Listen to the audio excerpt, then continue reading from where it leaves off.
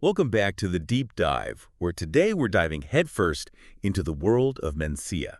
Ooh, Mencía. Yeah, have you heard of it? I have heard of Mencía. Okay, good. Because I was a little worried there for a second that we were going to be geeking out over something that nobody's ever heard of. Well, there's a lot of people that haven't heard of Mencía, but they should have. Yeah, that's what we're here for. It's a hidden gem. It really is. And, you know, when we were doing the research for this episode, I kept thinking, man, this is like being in on a secret. Yes. You know, one of those really cool secrets that you just want to tell everybody about. That's a great way to put it. And you know, while those big names like Tempranillo and Garnacha are out there soaking up the spotlight, Right. Mencía's over here quietly just crafting these incredibly elegant wines, and it's been doing it for centuries. And it's not just about being trendy or anything like that, right? No. It's more about this, I don't know, there's this movement in the wine world towards authenticity, towards wines that are like really rooted in a specific place in a specific history.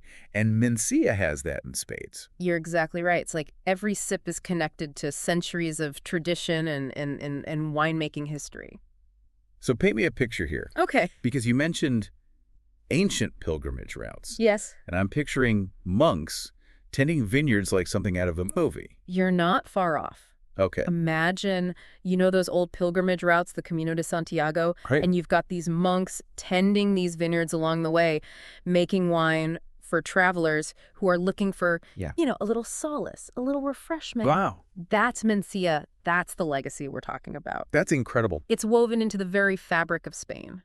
So we've talked about the history, but let's get down to brass tacks here. Okay. What does this stuff actually taste like? Right. To the point I like it. Because I'm seeing tasting notes here that mention cherries, raspberries, even violets and black pepper. Yeah. This is not your typical fruit bomb, is it? No, not at all. It's really interesting because it walks this line between that bright fruit and this subtle, savory character. Okay. And those violets and the black pepper you're picking up on, those are classic Mencía. Really? Yeah, those are the telltale signs. Wow. That's what sets it apart. Okay, now I got to ask about the tannins. Because we know Spanish wines, they can pack a punch. They can be bold. What's the deal with Mencía? That's the beauty of Mencía. It's known for its soft tannins and this really bright acidity. Interesting. So what you get is this incredibly refreshing, food-friendly wine. Okay. You can enjoy it on its own, absolutely. Right. But it also pairs beautifully with a wide range of dishes. And speaking of food pairings, Yes. some of the suggestions I saw were not your typical, Yeah. you know, steak and potatoes fare. It's true. We're talking roasted vegetables, Yeah. goat cheese even. Yeah, you can get adventurous with Mencía. Yeah. Definitely. Just not afraid of a little excitement in the culinary department. Not at all. I like it. It's a very versatile grape. Now, you mentioned that Mencía thrives in specific conditions. Yes. Tell me about that. What does this grape need to really strut its stuff? Well, it's a bit finicky. Yeah. You know, not just any climate will do. So where's the sweet spot? Well, Bierzo, Okay. you might have heard of it. Yeah. In northwestern Spain, that's considered Mencía's heartland. And what's so special about Bierzo? Well, picture this hot, dry summers, cold winters. Okay. It's the perfect combination for Mencía to ripen slowly Got it. and develop those complex flavors. It's all about that balance. Exactly. And we can't forget about the soil. Right, of course. Bierzo's got this incredible mix of slate schist and clay, and it all comes together to give the wine this really distinct mineral character. So it sounds like Bierzo is like the ultimate Mencía playground. It's the ultimate terroir. But it's not the only place Mencía grows, is it? Absolutely not. Okay, spill the beans. What other regions are we talking about? Well, we've got Ribera Sacra, Okay. also in northwestern Spain. But here's the thing. Imagine these dramatically steep vineyards clinging to the sides of cliffs. Wow. Yeah, it's quite a sight. So we're talking like extreme viticulture. Absolutely. And that unique landscape, those schist soils, they give Ribera Sacra Mencía this incredible intensity and minerality. So it's like Mencía with an edge. You could say that it's got this captivating energy. Wow. A real sense of place. And then we have to talk about the elephant in the room, climate change. Right, of course. How is it impacting Mencía? It's a big question. Yeah. And unfortunately, it's not just a simple answer. Like all grape-growing Mencía faces some unique challenges in a changing climate. Like what? Well, remember how we talked about those hot days and cool nights that it loves? Right. Well, as temperatures rise globally, there's this risk of those grapes ripening too quickly. Oh. Yeah, and potentially losing that beautiful acidity and freshness that makes Mencía so special. It's like walking a tightrope. It really is. So how are winemakers adapting to this? They're getting really creative. Some of them are experimenting with higher altitude vineyards. Oh, interesting. Yeah, taking advantage of those cooler temperatures up there. Makes sense. And others are exploring different training techniques for the vines or even experimenting with cover crops. What are cover crops? So cover crops are plants that you grow between the vines, and they help to conserve water, and they help to maintain the soil health. Oh, interesting. Yeah, it's all about working with nature. It's like giving the vines a little support system. Exactly. It's a holistic approach. And then on top of all that, there's a growing movement towards organic and biodynamic viticulture. Which is all about working in harmony with nature. Exactly. It's about minimizing intervention, using natural methods to manage pests and diseases, and just taking a more sustainable approach to viticulture. So it's about protecting the future of Mencía. Absolutely. It's about ensuring that we can all enjoy these incredible wines for generations to come. Now that's something I can definitely raise a glass to. Cheers to that. It's amazing how much thought and care goes into every bottle. It really is. It's a labor of love. Absolutely. Yeah. So you've got me convinced. Okay. I need to try some Mencía. Of course. What are some specific wines that really showcase what this grape can do? Oh, that's the fun part, right? Yes. Putting those taste buds to the test. Exactly. Well, luckily, we've got some tasting notes to guide us from a range of different regions, so we can really get a sense of, the spectrum of Mencía. Okay. I'm ready for a virtual tasting tour. Let's do it. Let's go. All right. So we've got to start in Bierzo, right? Makes sense? Mencía's heartland. Okay. And there's this producer there, Descendientes de J. Palacios. Okay. They're practically royalty in Bierzo. Royalty? Okay. Yeah, they focus on these single vineyard wines. Ooh, single vineyard fancy. No, right? Okay.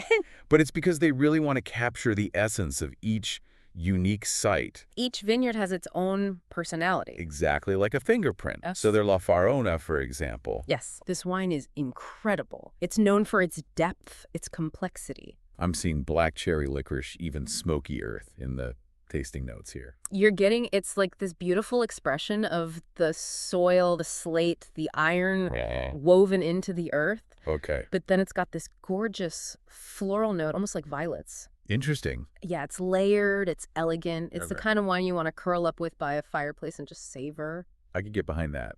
All right. So we've done Bierzo. Okay. What about Ribera Sacra with those dramatic vineyards clinging to the cliffs? Oh, yes, Ribera Sacra. Yes. Talk about drama. Okay. Both in the landscape and in the glass. I like it. We have to talk about Bodegas Guimaro. Okay. Their wines are all about purity. Okay. A real sense of place. And I'm looking at the tasting notes here. Granite minerality, intensely aromatic. That's Ribera Sacra for you. Okay. Their Capelinos is a perfect example. Okay. It's got this tension, this energy. It's almost electric. Electric, wow. Yeah, from that piercing minerality. So would you say it's a little more austere than the La Farona we talked about? Yeah, perhaps a touch more edgy. Okay. It's not going to be for everyone. Right. But if you like wines that are a little wild, a bit untamed, this is it. A walk on the wild side. Exactly. I like it. Okay, so 2 down, 1 to go. We can't forget about Valdeorras. Absolutely not. Valdeorras Mencía is a whole other experience. Okay, tell me more because I'm intrigued. Well, there's this producer, Bodegas Acaroa. Yeah. They're known for making these incredibly elegant Mencías that can age for decades. Wow, decades. Yeah, they've got staying power. Okay. And the tasting notes often mention things like dark fruit, spice, tobacco leaf.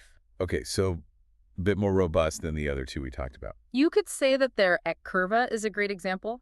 Okay. It's got structure power, and as it ages, it develops this incredible complexity. So it's like a Mencía for the long haul? It is, but don't get me wrong. Okay. Even in its youth, it's beautifully balanced, it's bursting with fruit, and it's laced with these savory notes. I'm writing all this down. Good. Because I need to remember all of this. Absolutely. This is like a crash course in Mencía. It's a Mencía passport. It really is.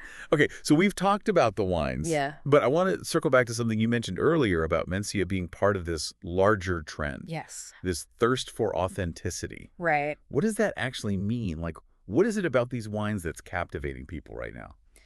That's a great question. I think it comes down to a few things. Okay, I'm listening. First of all, there's this growing desire for wines that tell a story. Okay. Wines that connect us to a specific place and time. Right. And Mencía, with its deep historical roots, its connection to those ancient pilgrimage routes, Right.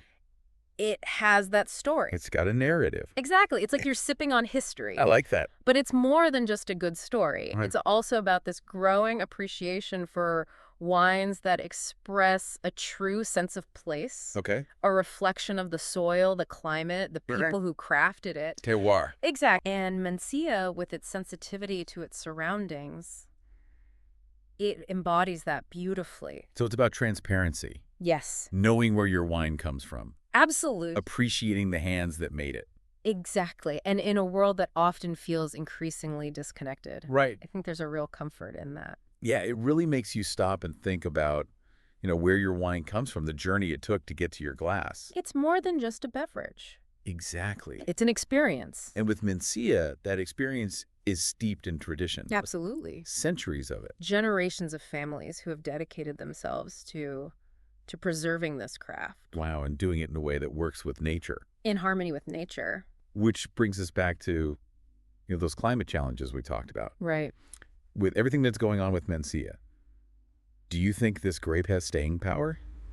That's the big question, isn't it? It is. But if I were a betting person, okay, I'd say Mencía's future is looking pretty bright. Yeah, and not just because the wines are incredible. Okay, so what else is fueling your optimism? Well, for starters, you've got this incredible passion from the winemakers. Right. I mean, they're not just making wine. These are people on a mission. They've got a cause. Yeah, they're fighting to preserve their heritage, to adapt to a changing world. It's like they're saying, we're not going anywhere. Exactly. You can't get rid of us that easily. And the best part is the world is starting to take notice. Oh, really? Yeah, there's this growing global interest in Mencía. Interesting. People are curious. They're looking for those authentic experiences, those wines with a story. And Mencía has that in spades. It ticks all the boxes. So we've got a grape with a great story, incredible wines, and a bright future. What more could you ask for? What more could you ask for? I love it. Well, for anyone listening who's feeling inspired to seek out a bottle of Mencía, what's your parting advice? Don't be afraid to explore. Okay, I like it. Seek out those small producers, the ones who are really pouring their heart and soul into every bottle. Right. Read the tasting notes, sure, but trust your palate. Yes. And most importantly, enjoy the journey. I love that this has been fantastic. It's been my pleasure. A real eye-opener into the world of Mencía. Cheers to that. Cheers to Mencía. Yeah. Everybody go out there and try some.